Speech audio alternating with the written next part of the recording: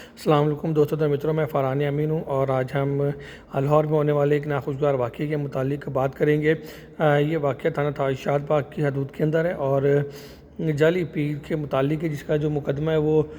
بھی درج تھانہ شاد باغ میں ہو چکا ہے۔ ہمارے بہت ساری جو مائیں بہنیں ہیں وہ اس بات کو سمجھنے سے قاصر ہے کہ اس وقت جو عملیات ہیں اس کے نام کے اوپر جو کچھ دھوکہ دہی فراڈ ہو رہا ہے، اس کے نتائج انتہائی جو بھیانک ہیں وہ ہوتے ہیں اور بھگتنا پڑتے ہیں۔ تو یہ بات سمجھنے کی ضرورت ہے، بجائے اس کے کہ آپ کوشش کریں کہ عملیات کے ذریعے اپنے شوہر کو قابو کرنے کی کوشش کریں، یا کسی کے اوپر کوئی کہتا ہے کہ آپ کے اوپر جادو ہے میں اتار دوں گا، تو ایسا کچھ بھی نہیں ہوتا، بلکہ اس کے جو مفادات ہیں وہ ٹوٹلی مختلف ہوتے ہیں اور اس کا نتائج انتہائی بھیانک سامنے آتے ہیں، جیسے کہ اس جو مقدمہ ہے اس میں سامنے آئے ہیں۔ اس ایف آئی آر کے اندر جو متاثرہ فریق ہیں ان کا تو میں نام آپ کو نہیں بتاؤں گا، تاہم جو ملزمان ہیں اور جو پوری کی پوری سٹوری ہے اور کیا کچھ انہوں نے گوایا وہ یقینی طور پر آپ کو بتاؤں گا۔ وہ کچھ یوں کہ ایک متاثرہ لڑکی ہے جو کہ نفسیاتی بیماری کا شکار تھی، شاد باغ میں رہتی تھی۔ مجھے علاقے کا بھی پتہ ہے، اس لڑکی کا نام کا بھی پتہ ہے اور والد صاحب کا بھی، اور مقدمہ نمبر بھی کیونکہ ہو چکا ہے۔ تو وہ یہ تمام تر حفظ متقدم کے طور پر جو اب یہاں نہیں بتائے جا رہے۔ اب ہوا کچھ چونکہ وہ لڑکی نفسیاتی مریض تھی اور اسی ہی علاقے میں دیواروں کے اوپر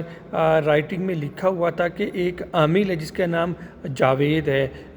وہ کالا جادو عملیات کا ماہر ہے اور ہر قسم کے جادو کا توڑ کرتا ہے۔ تو ہوا یہ کہ اس لڑکی کو اس بابا کے پاس جو جعلی پیر ہے، جو جعلی عامر ہے، اس کے پاس لے جایا جاتا ہے۔ وہ جو جعلی عامر ہے وہ اس لڑکی کا چیک اپ وغیرہ کرتا ہے اور اس کے والد صاحب کو بتاتا ہے کہ کالا جادو بری طرح اس کے اوپر کیا ہوا ہے اور اس کا توڑ اسی کے پاس ہے اور ایک جو خاصا لمبا ٹائم اس کو لگے گا۔ اب ارد گرد لوگوں سے پوچھتا تو وہ کہتے تو ہیں کہ ہاں جی یہ کوئی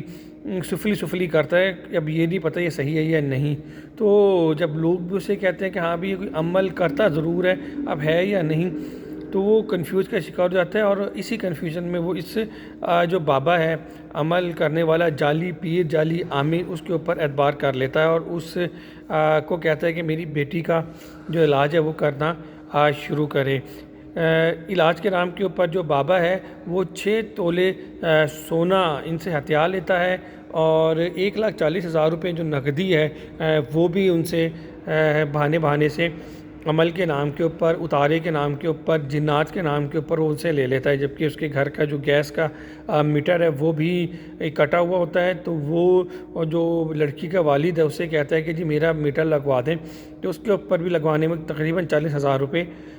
کا اس کا خرچہ ہو جاتا ہے۔ یہ صرف 6 تولے سونا جس کے اندر کانوں کے بالیاں، نتنیاں، کڑے یا اس کا کیس نہیں ہے، اس سے بھی زیادہ آگے تک ہے۔ جو ٹوٹل رقم ہے وہ 18,80,000 روپے بتائی جاتی ہے۔ رقم کی حد تک بات ہوتی تو معاملات بہت زیادہ جو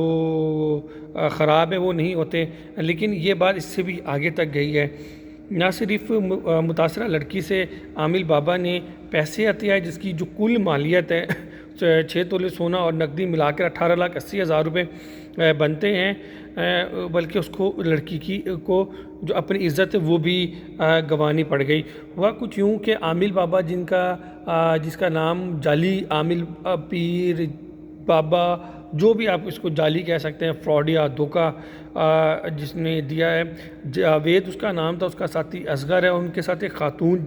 ساجدہ بھی ہوتی ہیں، جبکہ 3 جو مزید نامعلوم افراد ہیں ان کا بھی ایف آئی آر کے اندر ذکر ہے۔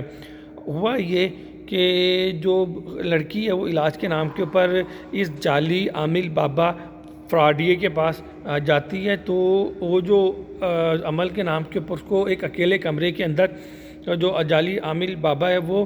لے جاتا ہے۔ وہاں نہ صرف یہ جعلی پیر جاوید خود زیادتی کا نشانہ بناتا ہے، بلکہ اس کا جو دوست ہے، ساتھی ہے، جو حصے دار ہے، جو پارٹنر ہے اصغر، وہ بھی اس لڑکی کو جنسی زیادتی کا نشانہ بناتا ہے، بلکہ جو دیگر لوگ ہیں وہ بھی اس لڑکی کے ساتھ زنا بالجبر کرتے ہیں۔ یہ تمام کا جو واقعہ ہے FIR کے اندر بالکل اسی طرح بیان کیا گیا ہے۔ میں اپنی طرف سے کچھ بھی بیان نہیں کرا کہ بہت ساری معلومات مزید بھی ہی ہے۔ تو وہ جنسی زیادتی کا نشانہ بناتی ہے، اس کے اندر لکھا ہوا ہے کہ جنسی زیادتی کا نشانہ ریپ کرنے سے قبل اس کو میٹھی چیزیں دی جاتی ہیں اور یہ کہا جاتا تھا کہ آپ یہ کھا لیں، اس سے علاج آپ کا ہوگا۔ وہ لڑکی نیم بیہوش ہو جاتی تھی کیونکہ وہ نشہ آور چیزیں تھی، مٹھائی کے اندر یا کسی چیز کے اندر وہ اپنا ہوش میں نہیں رہتی تھی۔ پہلے وہ نفسیاتی مریضہ تھی، پھر اس کو نشہ آور اور خواب آور جو چیزیں وہ کھلا دی جاتی تھی، اس کے بعد اس کو کسی قسم کا کوئی ہوش نہیں رہتا تھا، جبکہ جب تک اس لڑکی کو جنسی زیادتی کا نشانہ بنایا جا رہا تھا اس وقت اس کی تمام تر جو برہنہ ویڈیوز ہیں وہ بھی بنائی جاتی رہی ہیں، اور اس بنیاد کے اوپر نہ صرف اس لڑکی کو بلکہ اس کے والد صاحب کو بلیک میل کرنے کی کوشش بھی کی گئی، بلکہ بلیک میل کیا بھی گیا اور ان کو کہا گیا کہ اس واقعے کے متعلق اگر تم نے کسی کو بھی کچھ بھی بتایا تو یہ جو برہنہ ویڈیوز ہیں جس میں یہ لڑکی کے ساتھ جنسی زیادتی کر رہے ہیں وہ انٹرنیٹ کے اوپر ڈال دیں گے۔ جبکہ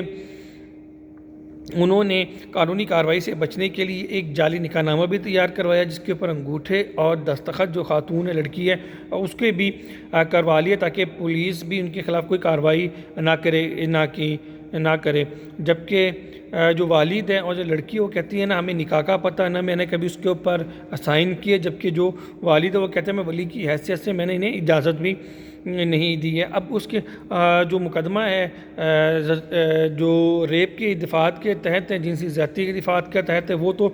پولیس کی جانب سے درج کر لیا گیا ہے۔ دیگر جو قانونی اس کے ساتھ جڑے ہوئے چیزیں ہیں پولیس نے وہ تمام تر پورے کر لیے ہیں، جبکہ اس واقعے کے بعد جو جعلی عامل ہے، جو جعلی پیر ہے جاوید، اس کا ساتھی اصغر اور اس کی جو خاتون ساتھی ہے جسے جاوید نے جعلی پیر نے اسے اپنی بہن شو کیا تھا ساجدہ، وہ موقع سے فرار ہو گئی ہیں۔ پولیس کی جانب سے ٹیمیں تشکیل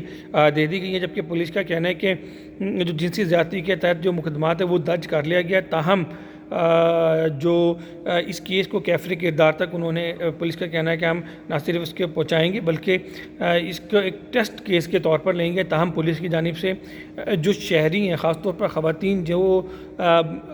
کمزور عقیدے کی وجہ سے اس قسم کے ٹریپ کا شکار ہو جاتی ہیں، ان سے یہ اپیل کی ہے، التجا کی ہے کہ ان جعلی عامل، جعلی پیروں، جعلی باباؤں سے نہ صرف وہ اپنے آپ کو دور رکھیں بلکہ کسی بھی قسم کی بیماری کی صورت میں اسے بیماری ہی سمجھیں، اور سب سے پہلے وہ ڈاکٹرز کے پاس جائیں اور ان کو دکھائیں ڈاکٹر کیا کہتے ہیں، اس کے بعد تمام تر جو علاج ہے وہ شروع کریں، اور ان ایسے جعلی پیر عامل باباؤں سے جو نہ صرف جنس کا مطالبہ کرتے ہیں بلکہ وہ پیسے بھی مانگتے ہیں وہ دور رہیں۔